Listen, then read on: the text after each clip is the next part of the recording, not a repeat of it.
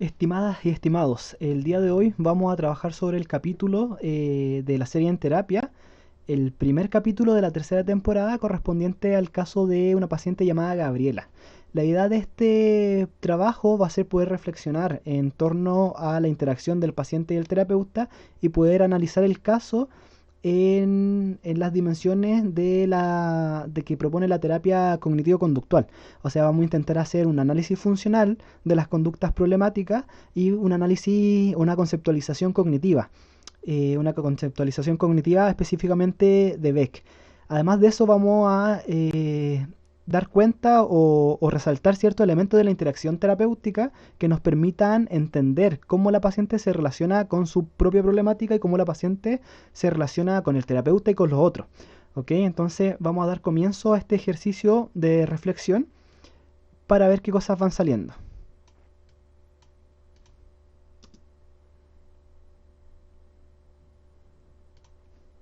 Deporte y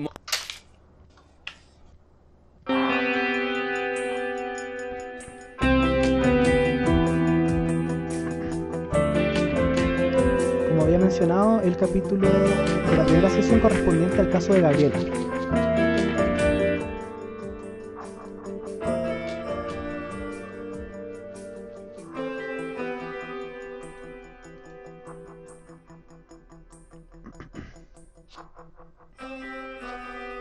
Vamos a ir comentando el caso a medida que va avanzando el capítulo. Son las 10 de la mañana.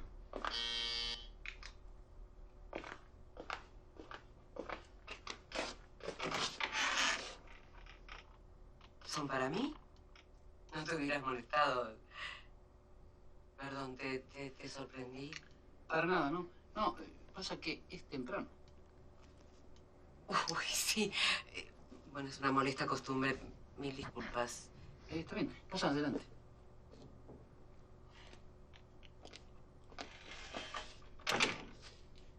Esto es lo que va a venir. Adelante, siéntate en el sofá. Gracias. Vamos por favor.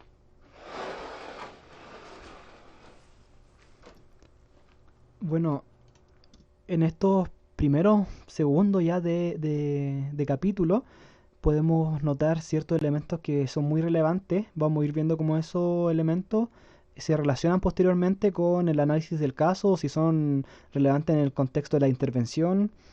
Un primer momento que a mí me parece clave es la forma de entrada que tiene la paciente a través de esta especie de chiste en el plano más del coqueteo de decir, bueno, y esas flores son para mí.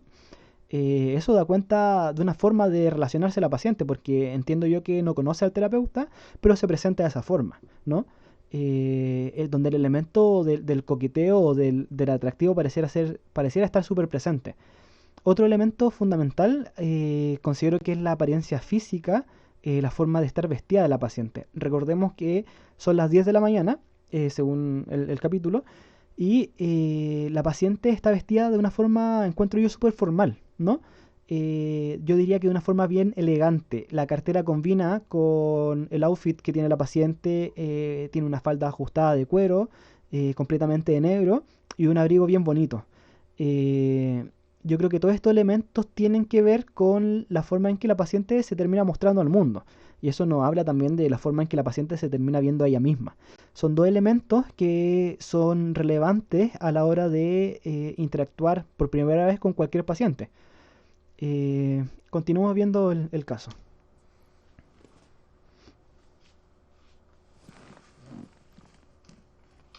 Ella es bien formal en todo sentido pareciera ser. Bueno,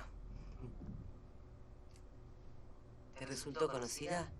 Seguro. No voy mucho al cine, pero sí. No, no me refería a eso. Digo, si me parezco a mi hermana. Bueno, pasaron 18 años desde que Patricia fue mi paciente, pero...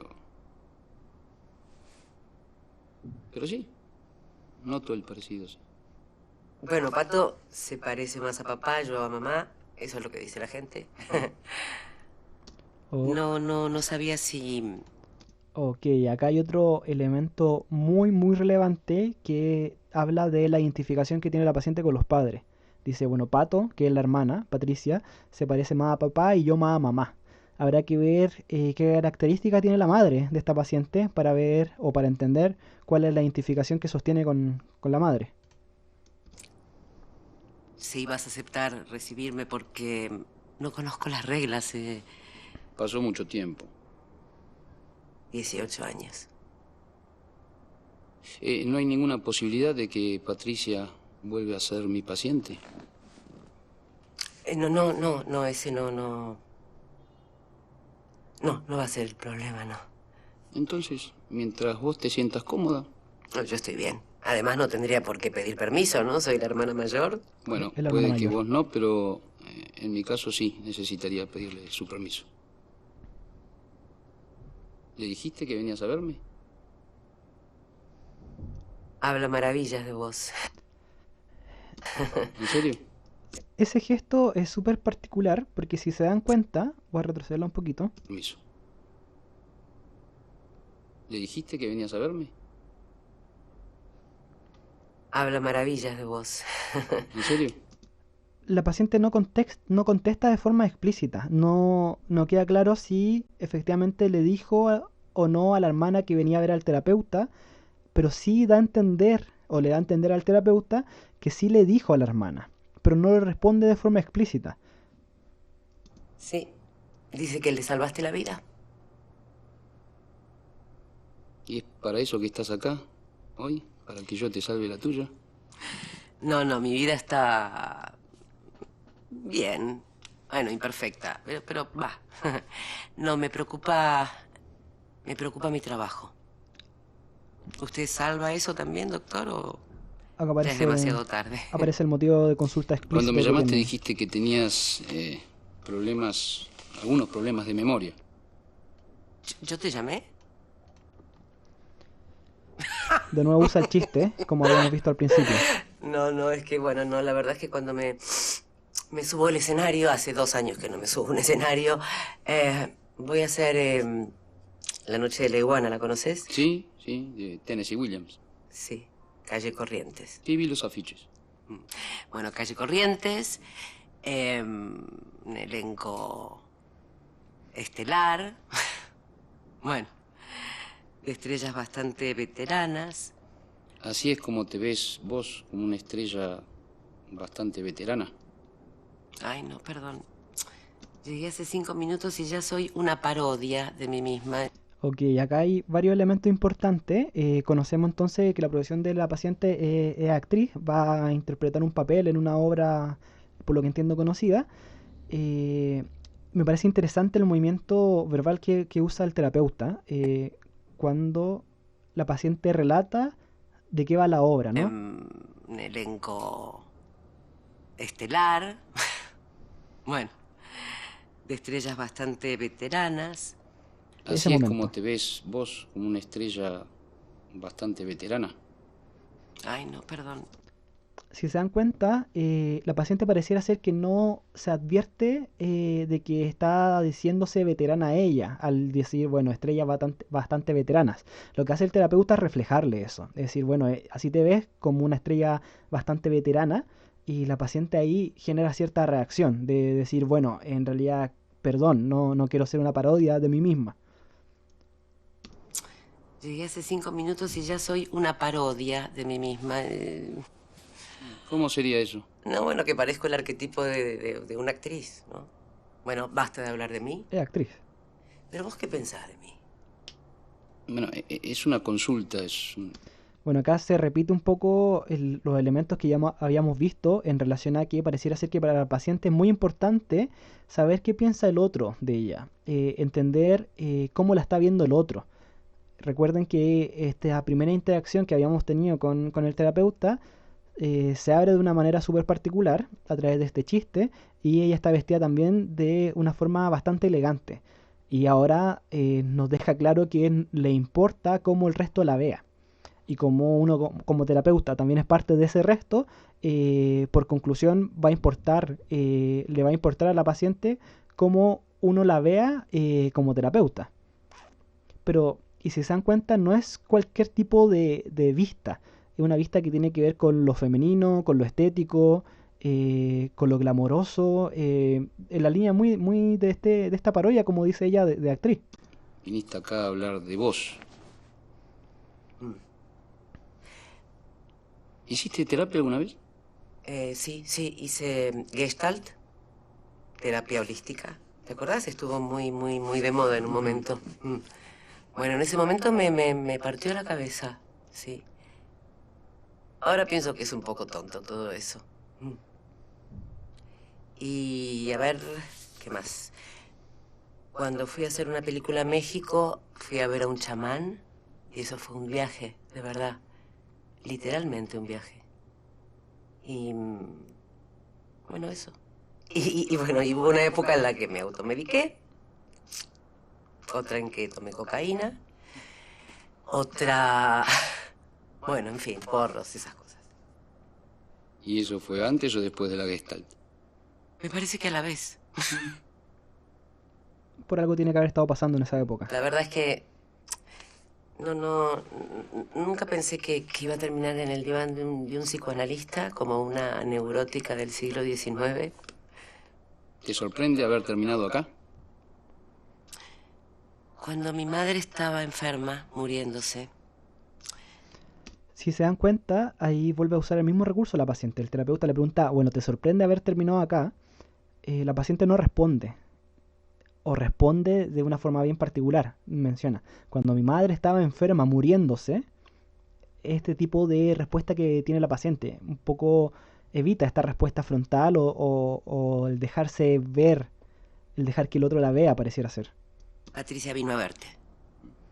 Y la verdad es que la ayudaste mucho.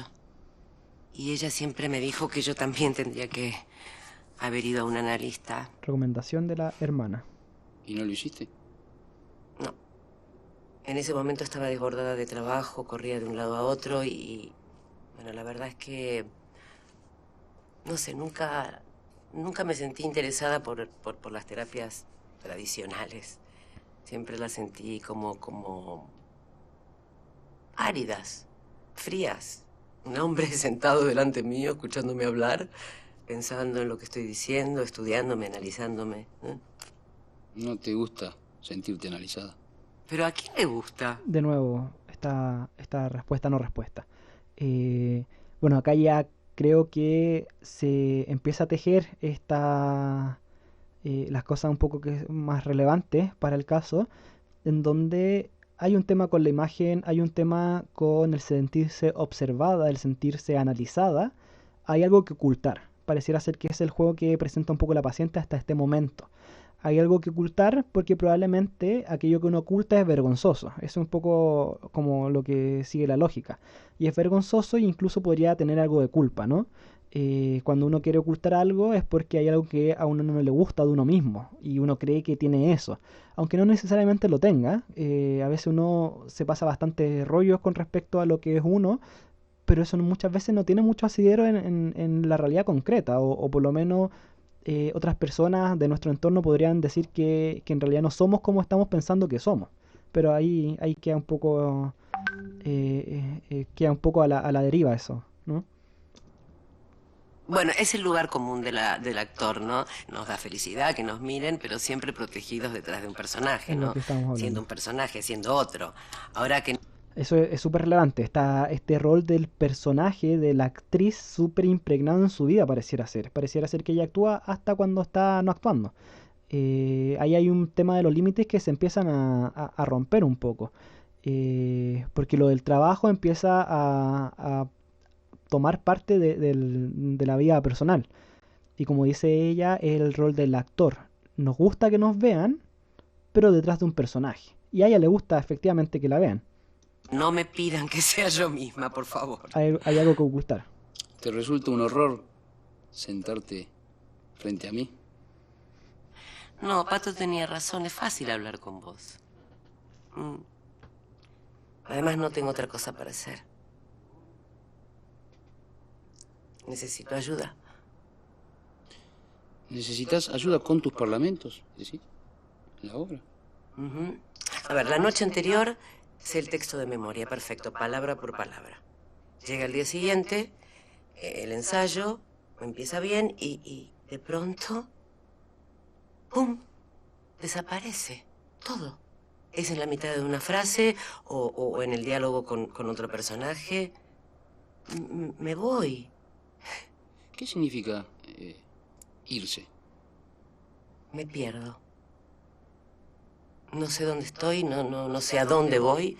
Ni siquiera puedo improvisar porque no puedo salir del paso de ninguna manera. ¿Muy seguido te pasa?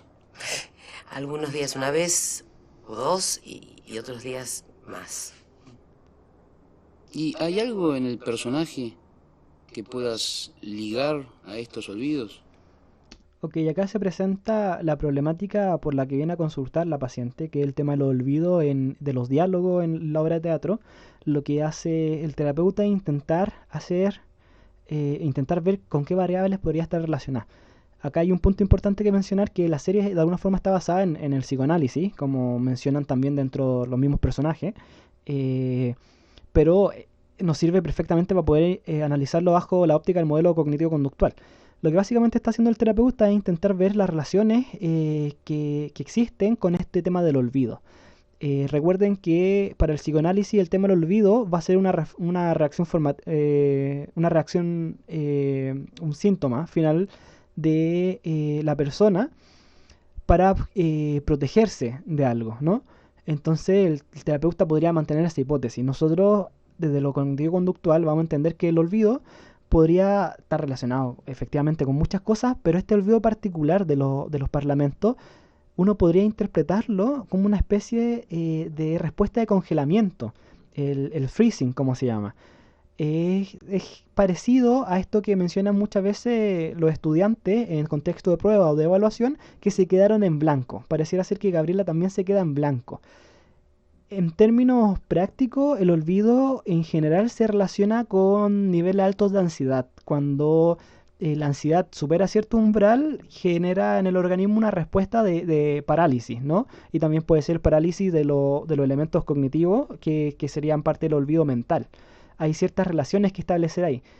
Teniendo eso en cuenta, no sabemos bien cuáles son los elementos que controlan el olvido, hablando desde un punto de vista conductual. ¿Cuáles son las variables que estarían funcionalmente relacionadas con el olvido? ¿En qué momento aparecen? Y de alguna forma uno podría tomar dos visiones acá. O el olvido es una reacción pavloviana, o sea, una respuesta reactiva, si se quiere, o podría tener una conceptualización más operante, o sea, que el olvido esté sirviendo de algo. Ahí uno podría establecer distintas variables. Vamos a ir viendo cuáles son las que salen en el caso particular. No. Ella no puede ¿Te relacionarla a sucede nada. en algún pasaje en especial? ¿Hay alguna escena en particular que te provoque, te genere problemas? No hay nada en especial. Es una parte un día, otra parte otro día. No sé. No puede relacionarla. ¿Sabes que Ava Gardner hizo mi personaje en la película? ¿La viste? Sí, hace mucho. Qué sexy era, ¿no? Ava Gardner, sí, muy sexy. Muy buena. Un poco sobreactuada. ¿Tenés miedo de que te comparen con Ava Gardner? El papel de la No, sexy. yo tengo mi estilo y son épocas distintas. No. Siempre y cuando me entre en la cabeza toda esa letra de mierda. ¿Cuánto falta de ensayo? 2 semanas. Después empiezan los preestrenos y después el estreno. La gran noche. Bueno, algunos críticos van a los preestrenos, o sea que tengo 2 semanas para aprenderme todo de memoria. Está en problemas, básicamente. Los productores están con los nervios de punta, ¿sabes? Están susurrándole cosas al oído al director y ¿Pensás que hablan de vos? me llegó el rumor de que uno de los productores no me quiere, nada. Cuando la paciente empieza a hablar de esto, podemos notar el tono afectivo que tiene, como de preocupación, de angustia. Está en problema, básicamente. Tiene 2 semanas para poder aprenderse algo que pareciera ser que ella lo está viendo como una tarea titánica, ¿no? Además de eso, los productores le dicen que, o le llega el rumor más bien, no hay certeza de que efectivamente lo haya dicho, pero habla de alguna forma de lo que piensa la paciente, sobre que ella no es la adecuada para el papel. Entonces empieza a tejerse esta imagen de que ella no es la adecuada. Piensa que no soy la adecuada para este personaje, que no soy la actriz adecuada, que... Demasiado vieja, eso. Imbécil. ¿Estás enojada con él? No, estoy enojada conmigo. Si yo no soy así, es raro que tenga este problema, tan estúpido. Sí, aprendí de memoria textos enormes. Hice Los días felices de Beckett, ¿te acordás? Sí, perfectamente. Es una obra muy difícil. Es un monólogo de 1 hora y media. Y Winnie no para de hablar. Me aprendí el texto rapidísimo. Hice todas las funciones perfectas. Nunca me equivoqué. Nunca. Ay, tuve ayuda en ese momento, la verdad. ¿Ayuda de quién? Mi marido me ayudaba con la letra. Miguel. Es titular de Historia Latinoamericana en la UBA. Un intelectual. Miguel disfrutaba mucho ayudándome con la letra.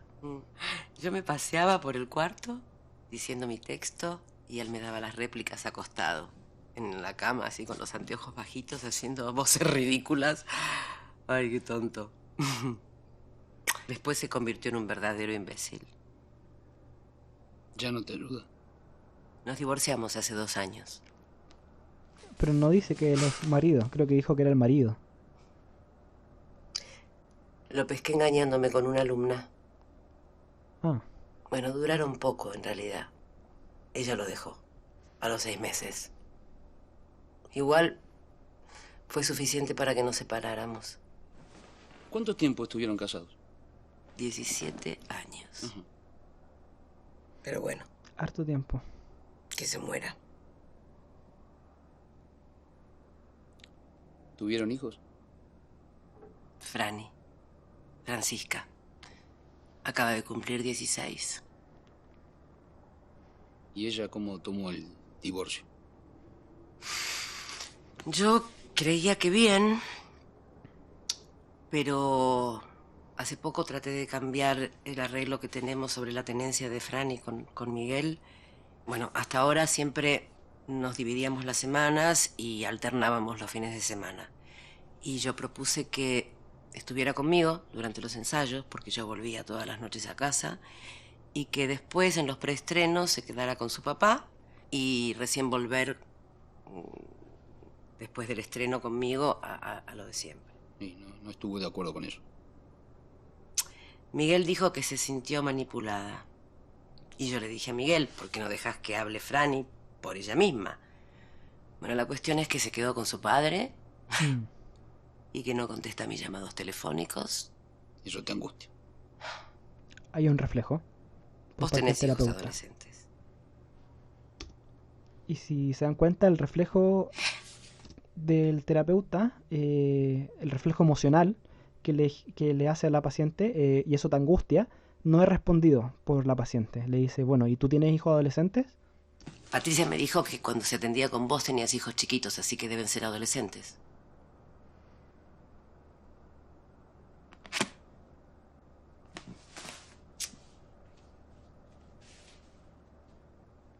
Cuando son chiquitos son tan lindos y tan cariñosos.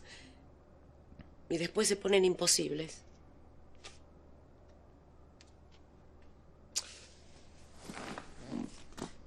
Franny escribe horrores de mí en el Twitter.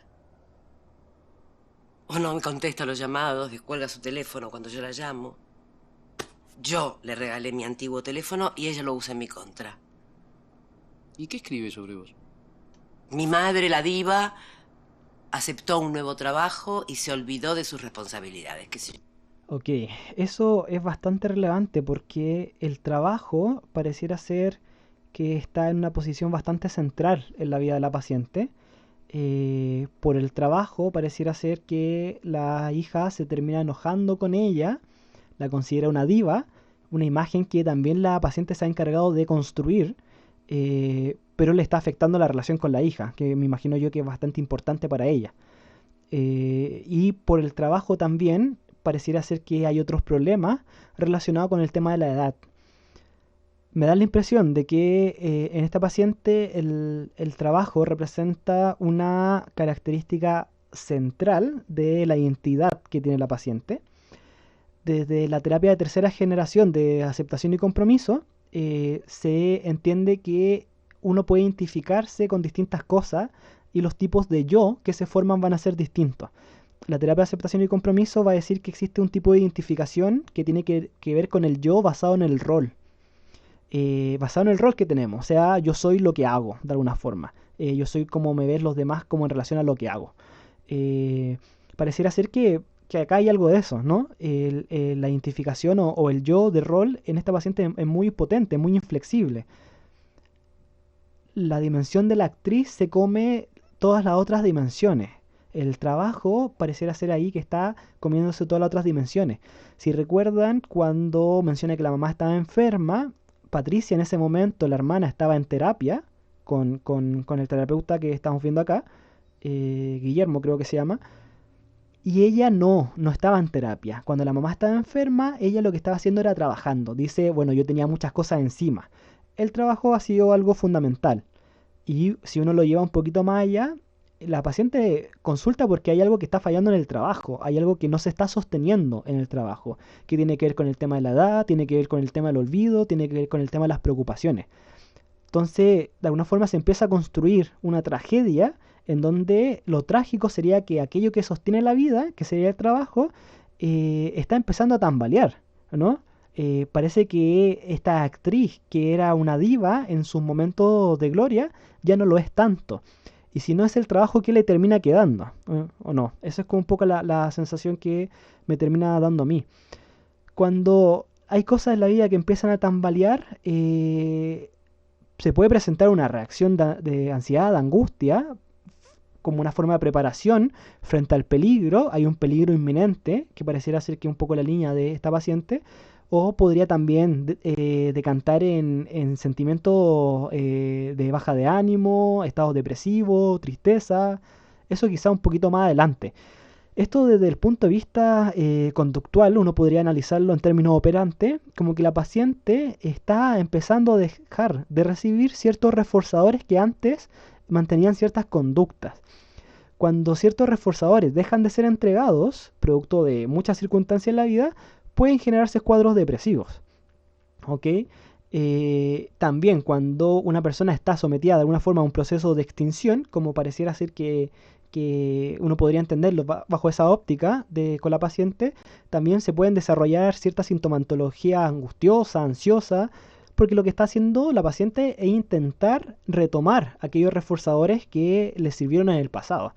Su rol como actriz, que pareciera ser lo que es muy relevante.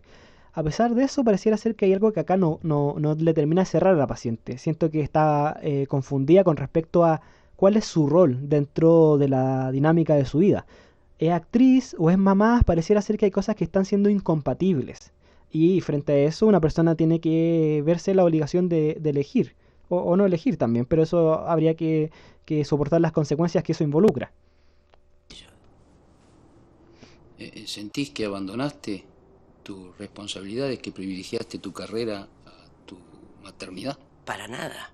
Si ella supiera la cantidad de cosas que dejé de hacer por ella, por coserle sus vestiditos para los disfraces del colegio. Hace 10 años, sí, me llamaron para un papel, el papel de mi vida, increíble. Era una obra que iba a dirigir Fernández, genial. Me imagino que todo esto te debe sonar muy... ¿Muy? ¿Qué? Que debes sentir que soy una persona horrible. Okay. ¿Pero por qué pensaría eso? ¿Así te ves vos misma? ¿De qué estábamos hablando? ¿Cómo empecé a hablar de esto? Ok, hemos visto un poco de las cosas conductuales, ahora entremos en detalle en las cosas cognitivas. Recuerden que la conceptualización cognitiva de Beck, la hipótesis cognitiva plantea que nuestros estados emocionales son producto de las cogniciones. Y esas cogniciones se gatillan en contextos particulares. Entonces tendríamos un modelo en donde una situación particular, un contexto, gatilla cierta cognición, como un pensamiento automático o una creencia que de alguna forma está vinculada a nuestras experiencias previas, y eso posteriormente gatilla un sentimiento o una emoción o una respuesta conductual de escape, por ejemplo, o de acercamiento o un estado fisiológico.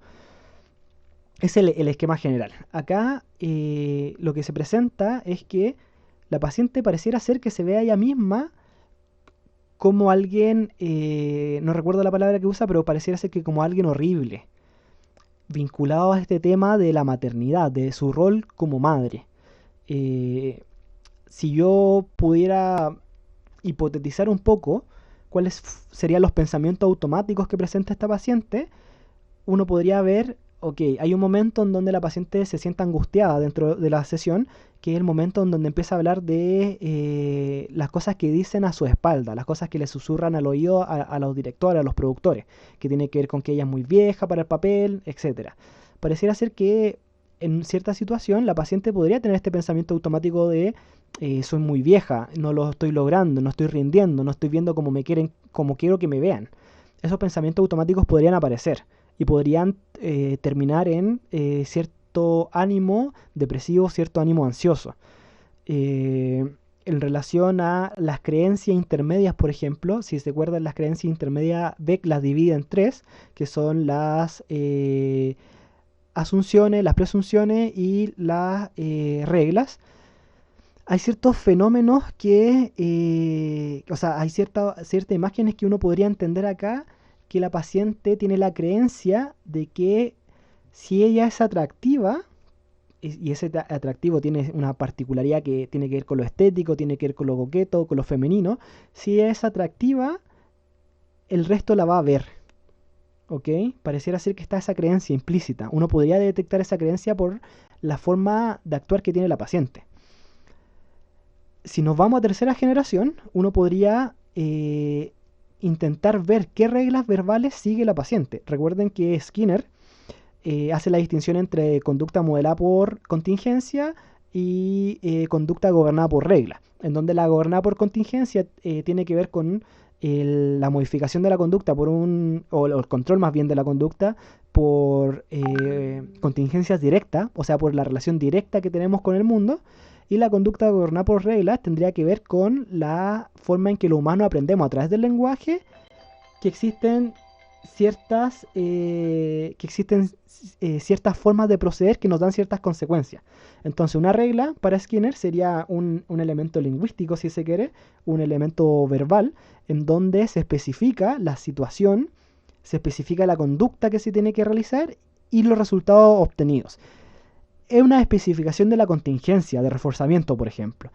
Y en ese sentido, pareciera ser que la regla que tiene la paciente es: si me veo de tal forma, si soy de tal forma, voy a conseguir esto, voy a conseguir la admiración de otras personas, por ejemplo. Todavía no sabemos bien cuáles son los elementos concretos, cuáles son los reforzadores principales que mantienen ciertas conductas en la paciente, pero hay algo de eso, hay algo de este seguimiento de reglas dando vuelta. Vamos a continuar. Y nos quedamos justamente en donde la paciente se olvida de lo que estaba diciendo. Eso de la tercera generación de la terapia analítico-funcional, uno podría entenderlo como una conducta clínicamente relevante. Recuerden que la terapia analítico-funcional lo que intenta es ver qué cosas del problema aparecen dentro de sesión. Y el problema que menciona la paciente es el olvido. Y el olvido también se presenta en otra parte de la sesión. Entonces sería una conducta clínicamente relevante para poder entenderla en sesión con qué se relacionó este olvido. De tu... Ay, de Franny. No es fácil soportar el rencor de un hijo. Seguir queriéndola mientras ella te rechaza. Debe ser angustiante. ¿Vos crees que mis problemas con Franny son la causa de que me olvide la letra? Bueno, no dije eso. Creo que puedo soportar cosas peores que el equipo Gutiérrez. El equipo Gutiérrez son Franny y Miguel cuando se unen en contra de mí. Bueno, Gutiérrez es el apellido de Miguel y es el apellido de Franny. Yo no lo usé nunca. Mira, yo estoy segura que Patricia te debe haber contado que cuando mamá estaba muriéndose, yo hacía 3 películas por año, iba de un lado a otro, iba de la filmación al hospital.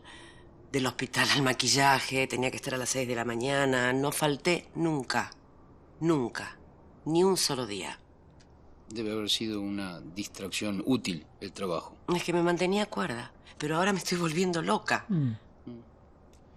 Que eso fue hace tiempo. Por ese entonces posiblemente vos podías soportar la presión, las idas y venidas, las drogas. Pero si hicieras eso ahora... Todos fuimos jóvenes, ¿no? Mi hermana no me contó que tenías canas o arrugas. Sí, seguramente cambió un poco desde entonces. ¿A vos te gustaría que yo empezara a hablar de tu envejecimiento? De que si se te para, si no se te para. De alguna forma acá la paciente lo que hace es responder de forma un poco agresiva. Y los organismos respondemos de forma agresiva cuando nos atacan. Y ahí uno podría pensar, bueno, ¿en qué momento el terapeuta atacó a la paciente para que respondiera así? Y bueno, uno dice, ok, habló de su envejecimiento. Entonces la paciente cuando hablan de su envejecimiento se siente atacada. Porque muchos hombres de tu edad, bueno, en fin, no se sabe. Es cierto. Bueno, no es la menopausia.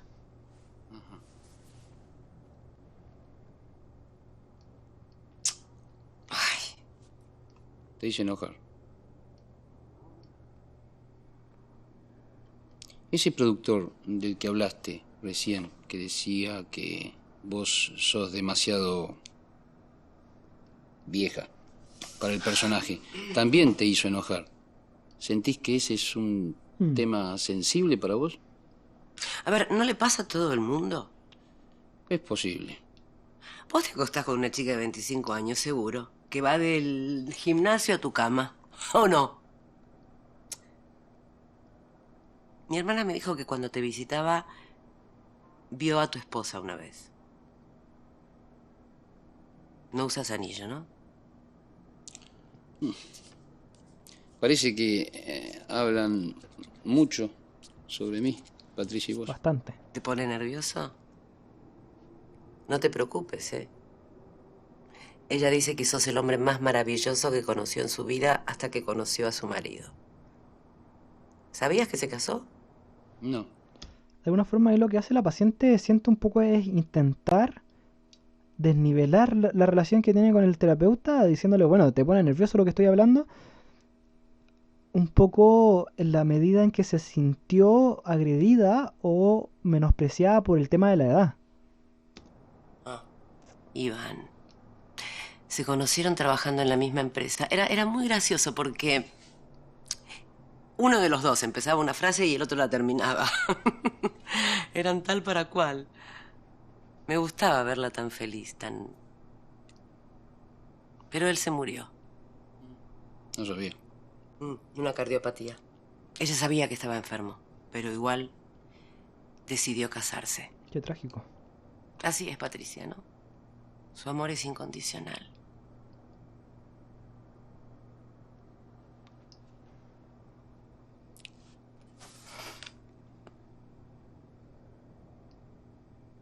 Ahora está enferma. Tiene lo mismo que mamá. ¿Cáncer de mama? Grado 4. Ya veo. ¿Cuánto hace? Quería contártelo cuando llamé y después cuando entré, pero no pude. Son cosas difíciles de contar. Patricia, ¿tiene alguien con quien hablar? ¿Está viendo algún terapeuta? ¿Por qué? Me preocupa. Tendría que tener alguna ayuda durante este proceso. La verdad es que no sabría decirte.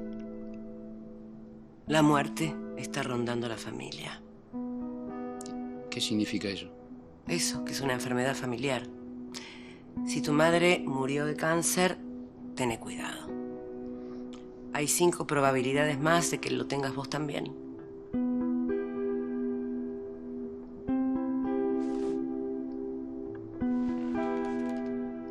¿Estás bien? Sí. Dijiste que era una enfermedad familiar. Sí, hay un análisis genético para el cáncer de mama, el Brockleman. Algo leí sobre el tema, sí. Sí, todo el mundo leyó sobre eso. últimamente. Es el que se hizo Angelina Jolie. Bueno, es que Patricia está obsesionada con que yo me lo haga, ¿no? Así que, bueno, yo me hice una mamografía para tranquilizarla y callarle la boca, pero cada vez que la veo me acosa. Pero, bueno, la verdad es que no la veo mucho últimamente. ¿Mucho? Casi un mes. Es que, bueno, estoy muy ocupada. ¿Y su ánimo? Odia estar enferma. Odia estar encerrada. Vos te acordás cómo es Patricia. Está llena de energía. Es una mujer muy vital. Seguramente Patricia ya debía estar enferma cuando empezaste los ensayos. Incluso antes, cuando aceptaste el trabajo. Sí, cuando acepté el trabajo había empezado una nueva quimio y no estaba funcionando, así que decidieron interrumpir el tratamiento.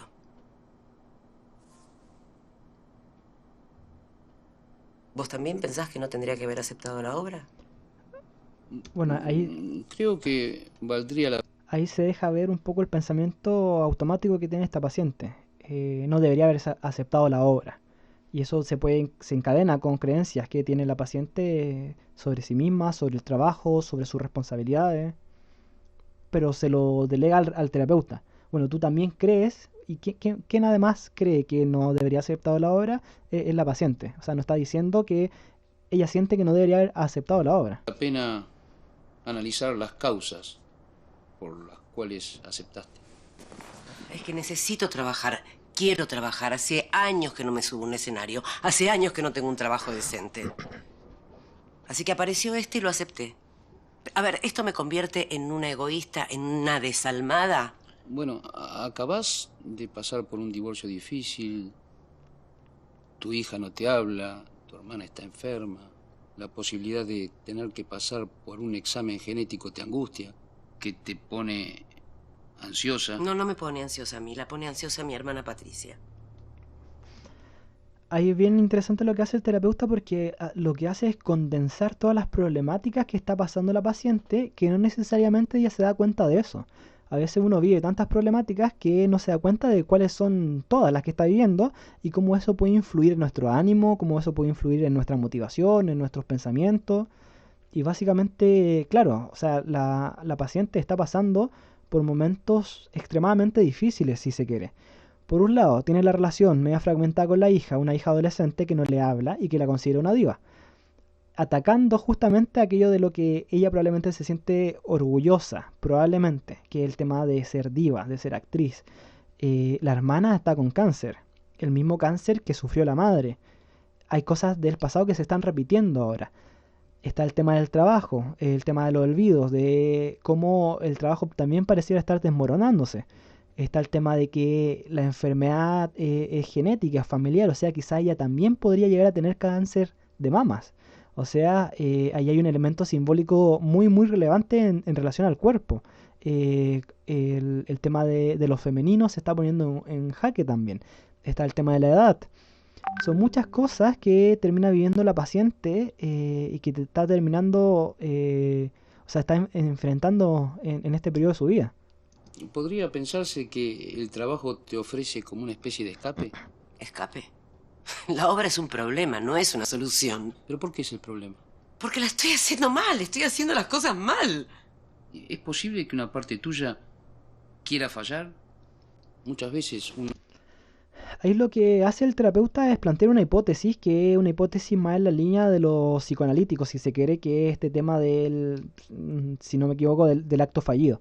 Eso en lenguaje conductual sería que la paciente voluntariamente o a propósito, entre hartas comillas, genera un olvido para tener ciertas consecuencias favorables, o sea, para tener, para poder salir del paso, que sería una especie como de boicoteo o de auto boicoteo, claro. Eso desde una óptica conductual sería especificado dentro de una conducta operante, o sea que porque la conducta de olvidarse, que no sé muy bien si se podría considerar una conducta al olvido, pero ciertas conductas asociadas al olvido estarían siendo reforzadas negativamente porque permiten a la paciente escapar de algo también, ¿no?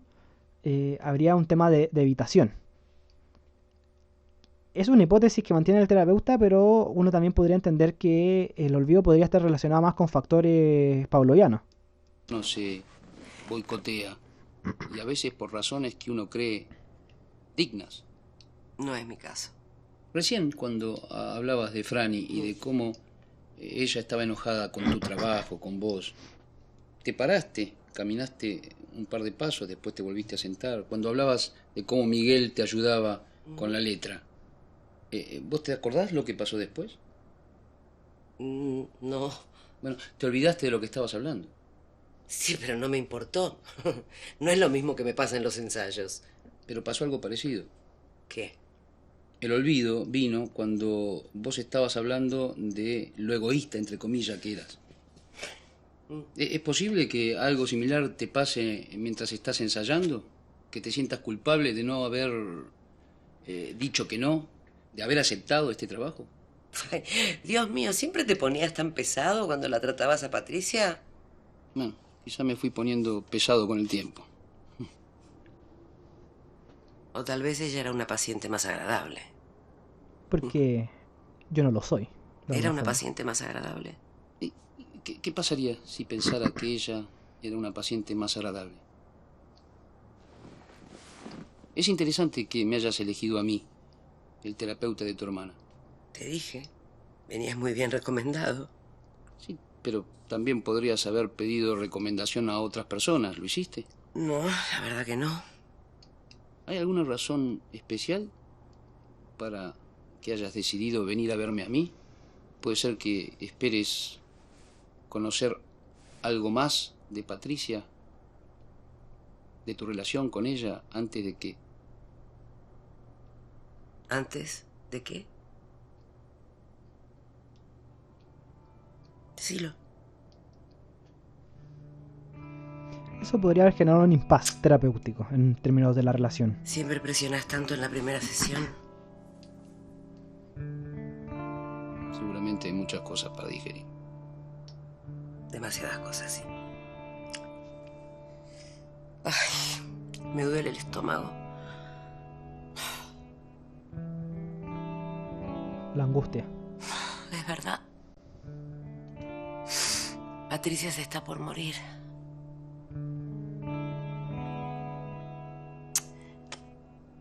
Es la primera vez que lo digo en voz alta.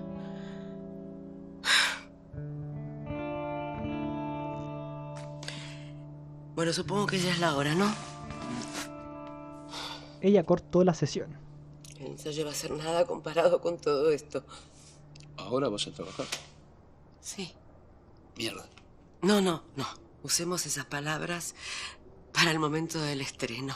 Son supersticiones, pero que tienen que ver con ese momento. Antes no, por favor. En ese momento sí, porque voy a estar aterrada. Mucha suerte en los ensayos, entonces. Gracias. Ok, ¿qué vimos en ese último fragmento de la sesión? Vimos angustia, vimos como la paciente pareciera ser que se le echan todas las cosas encima. Hay muchos problemas, muchas preguntas que se relacionan con la angustia, se relacionan con esta imagen de la madre muriéndose, de la hermana muriéndose, de cuál es su rol finalmente dentro de esta dinámica. Porque pareciera ser que lo que la paciente tiene súper claro es su rol como actriz, como trabajadora. Pero más allá de eso, ¿qué termina haciendo? Estamos claros que la paciente termina evitando estas situaciones trágicas que tienen que ver con la muerte. La muerte acá, y como dice ella, ronda la familia, aparece como un fenómeno que hay que evitar. No ha visto a la hermana hace un mes más o menos, no habla mucho con ella, al igual que no hablaba con la mamá cuando murió de cáncer. Hay algo de la muerte que, claro, uno podría entender que es natural, pero en esta paciente se configura de cierta forma especial. Ok, desde el punto de vista conductual y contextual, hay ciertos reforzadores que acá vale la pena mencionar que tienen que ver con los reforzadores sociales, o los llamados reforzadores sociales, que son reforzadores muy potentes que tienen que ver con nuestras características como ser humano. O sea, de alguna forma nosotros siempre estamos buscando cierto grado de aprobación de nuestros padres, de nuestros pares, sentir que pertenecemos. El grado de pertenencia es muy relevante. Nosotros hacemos muchas cosas así, por una conducta que se podría considerar que tiene un seguimiento de regla. Hacemos muchas cosas en pos de obtener esos reforzadores sociales. Que nos vean, que nos pongan en un pedestal. Hay personas que construyen esa identidad o esa forma de relacionarse distinta a otra, pero en general esos reforzadores son súper importantes para la raza humana en general. Recuerden que reforzadores están los primarios, que tendrían que ver con elementos más biológicos, si se quiere, que son más comunes a todas las especies. El sexo, el agua, la comida, el refugio. Hay reforzadores que son secundarios, hay reforzadores que son terciarios, hay reforzadores que son generalizados. El reforzador generalizado más típico sería el dinero, aquellos reforzadores que se puede usar para obtener distintas cosas. Por eso el dinero tiene harto harta, de alguna forma, el dinero cumple una función bien íntima, si se quiere, porque está relacionado con cierta forma de satisfacerse a uno mismo. Hay psicoanalistas que llaman, ¿no?, la erótica del dinero, y está relacionado con eso también. Eh, en relación a esta paciente, podemos ver cómo ella se ha construido a través de este rol como actriz y cómo a través de lo femenino o de lo que culturalmente se considera femenino, ella obtiene ciertas ganancias, ciertos reforzadores que mantienen esas conductas. Se siente querida, se siente perteneciente, se siente vista, se siente admirada. Todas esas cosas permiten que la paciente se haya construido de cierta forma. En este momento de su vida, lo trágico es que hay partes de esos que empiezan a tambalear y hay otras preguntas que empiezan a aparecer. Como, ¿qué soy más allá de mi rol como actriz, por ejemplo? Pareciera ser que la paciente está bien confundida con respecto a lo que tiene que hacer. ¿Qué tiene que hacer ella? Esa es un poco la pregunta que también trae a sesión. Con respecto al rol que tiene como madre, ¿debo dejar mi carrera por el rol de madre? ¿Qué debería hacer? ¿Debería ser mejor hermana? En fin, un sinfín de cuestionamientos que probablemente estén afectando con el tema del libreto. Si uno entiende la conducta o la reacción de olvido, más que una conducta, una reacción de olvido, en términos pavlovianos uno podría pensar que la paciente está atravesada, está interferida por muchas cosas y que justamente es en ese momento en que tiene que cumplir su rol cuando se empieza a cuestionar. Y el olvido también podría ser entendido como una distracción, como el foco de la atención se desvía de lo que uno está intentando hacer y se localiza más las preocupaciones que están rondando, todas estas preguntas que no tienen respuesta aún. En esta primera sesión, en términos cognitivos, también vemos cómo la paciente tiene estas creencias en relación a sí misma, en relación a que es una pésima persona, en relación a que ha dejado de lado muchas cosas. Básicamente la conflictiva que se da acá es que, como dirían algunos conductistas, los programas en los que está inmerso la paciente, los programas de reforzamiento concurrentes, son incompatibles entre sí. O sea, tiene que elegir entre distintas fuentes de reforzadores que la imposibilitan le imposibilitan su accionar finalmente. Cuando uno se ve enfrentado a distintas fuentes de reforzadores que son incompatibles entre sí, básicamente ahí lo que se está dando es una conducta de elección. Pero ¿qué elegir? En este caso no pareciera ser tan claro porque las dinámicas de la vida son mucho más enredadas que la dinámica de un experimento. Pero uno también podría entenderlo desde ese punto de vista. Hemos revisado más o menos ciertos conceptos relacionados con el caso de lo conductual, de lo cognitivo, y desde lo contextual, que sería ya la tercera generación. El caso en sí no presenta muchas claves para entender muy bien lo cognitivo, pero uno lo que puede hacer es un ejercicio como de reconstrucción, pensar cuál es la creencia implícita que tiene esta paciente con respecto a ciertas cosas, cómo obtener ciertas ganancias, por ejemplo, o cómo se tiene que vivir la vida. Siempre van a haber creencias y uno puede hipotetizar qué creencias tendría la paciente. Aún falta mucho por ver si ciertas hipótesis que han estado dando vuelta son correctas o no. Recuerden que desde un punto de vista contextual una hipótesis de trabajo solo es correcta a la medida que sirve, o sea, tiene un carácter pragmático.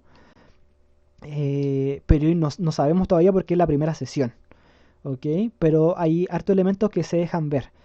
En términos de conceptualización, yo me quedo con que hay muchas problemáticas dando vuelta y hay muchas preguntas que la paciente se ha tenido que enfrentar este último tiempo de su vida con respecto a su rol como persona. Eh, y lo que hace ahí el trabajo, o sea, lo importante yo creo del trabajo terapéutico justamente es proporcionar un espacio en donde esas preguntas puedan ser pensadas. Bueno, el video quedó bastante largo, el capítulo dura media hora, pero damos por terminado este primer acercamiento a este caso de Gabriela y nos estaríamos viendo en otro video, así que espero que esto le haya servido y posteriormente vamos a subir más videos con respecto a otros casos y también a otras cosas específicas de lo cognitivo o lo contextual. Así que nos estaríamos viendo. Hasta luego.